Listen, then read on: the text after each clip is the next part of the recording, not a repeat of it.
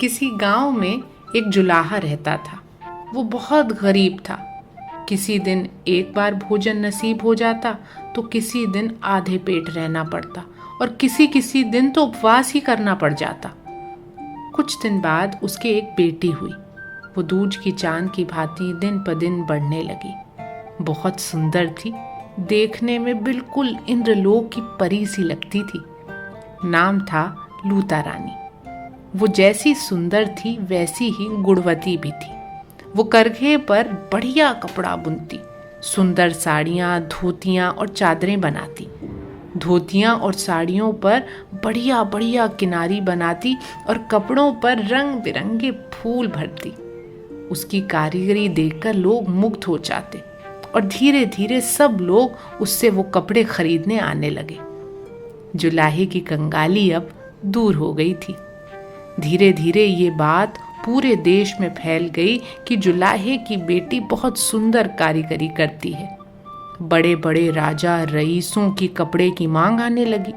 धनी लोग उसके बनाए कपड़ों को मुंह मांगे दामों में खरीदने लगे। लूता रानी के घर में लक्ष्मी बरसने लगी। कच्चा घर अब पक्का बन गया, पक्का घर भी एक तल्ले से दो तल्ला हो गया। एक मकान से दो मकान, फिर 3 मकान और जाने कितने मकान बन गए। नौकर चाकर लग गए, कारंदा मुनीम हो गए, घोड़ा गाड़ी हो गई। कहने का मतलब ये कि अब पूरा ठाट बाट हो गया। लेकिन धन दौलत बढ़ने पर जो हाल दूसरों का होता है वही लूता रानी का भी हुआ। उसे अपनी कारीगरी और धन का घमंड हो चला। अब वो अभिमान से धरती पर पांव ही नहीं रखती थी। वो अपने को सबसे बड़ा समझने लगी। अक्सर कहा करती, मेरे जैसा कपड़ा दुनिया में कोई नहीं बना सकता। जैसे फूल मैं भरती हूँ वैसे देवता भी नहीं बना सकते। वो गुरुजनों और देवताओं तक की हिटी करने लगी। उसके अभिमान को देखकर सुनकर लोग उसकी निंदा, उसकी बुराई करने लगे। एक दिन वो अपनी सहेलियों में बैठी थी। उसकी कारीगरी की चर्चा चल रही थी। एक सहेली कहने लगी, लूता तू बहुत अच्छे फूल काटती है। उनको देखकर जी होता है तेरे हाथ चूम लूं। पर तू ये तो बतला कि तूने ये कारीगरी सीखी किससे? क्या स्वयं सरस्वती जी तुझे सिखाने आई थी? बाजी, लूता तो समझती थी कि उसके समान चतुर लड़की पृथ्वी पर तो क्या देवलोक में भी नहीं है। सरस्वती को गुरु बतलाना उसे छोटी बात लगी।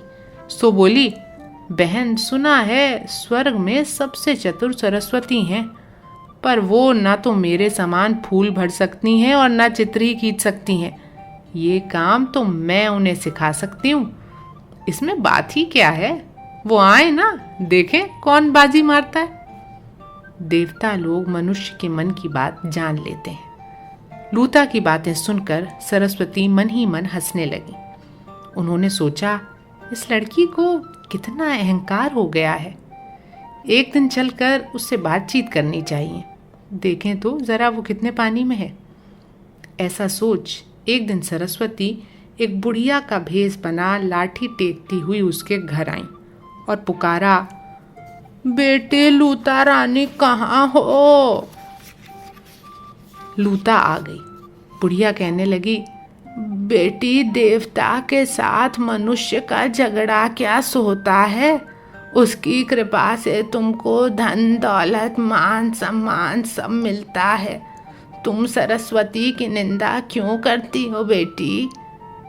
बुढ़िया की बात सुनकर लूता जल गई। कहने लगी, बूढ़े होने पर आदमी की बुद्धि भी सठिया जाती है। तुम सरस्वती की बड़ी हिमायती हो तो उन्हें यहाँ बुला लाओ ना, परीक्षा हो जाएगी, देख लेना कौन बाजी मारता है। इतना सुनना था कि सरस्वती ने अपना असली रूप धारण किया और बोली, मैं ही सरस्वती हूँ, हराओ तुम मुझको। लूता अंदर गई और कपड़े पर बनाए हुए अपने अनेक प्रकार के फूल तथा चित्रों को उनके सामने रखते हुए बोली, इनकी बराबरी के फूल और बेल बूटे बनाकर दिखाओ, तब हम जाने तुम्हारी चतुराई। जब सरस्वती ने देखा कि लूता उसकी परीक्षा लेने पर उतारू हो गई है तो वो अप्रसन्न होकर कहने लगी, बेटी देवताओं के साथ मनुष्यों का विवाद करना उचित नहीं है। जो देवता के साथ विवाद करता है उसे नुकसान उठाना पड़ता है। सरस्वती ने लूता को हर तरह समझाया, पर उसका अभिमान दूर नहीं हुआ। उसने सरस्वती को बैठने तक के लिए नहीं कहा। वो अपना सूत कांटा लिए फूल टाकती रही। अब तो सरस्वती को सहन नहीं हुआ और वो वापस देवता लोक चली गई। अब इसके बाद कुछ ही दिन बाद लूता की तबीयत खराब हो गई। इतनी खराब कि दवा इलाज से भी कोई फायदा ना हुआ। उसके हाथ पैर इतने कमज़ोर हो गए कि वो अपना निजी काम भी नहीं कर पाती थी। बेल बूटे काढ़ने तो बहुत दूर की बात हो गई। अब जब उसकी ये हालत हो गई तो उसे समझ आया कि ये उसके अहंकार के कारण हुआ है। उसने सरस्वती का निरादर किया है और अब ईश्वर ने इस रूप में उसे दंड दिया है। उसे इस बात का बड़ा पछतावा हुआ और उसी दिन से फिर वो दिन रात भगवान के भजन में लिप्त रहने लगी। तो इस कहानी से हमें ये शिक्षा मिलती है कि अहंकार से आज तक किसी का भला नहीं हुआ। अहंकार से सिर्फ और सिर्फ जिंदगी बर्बाद होती है।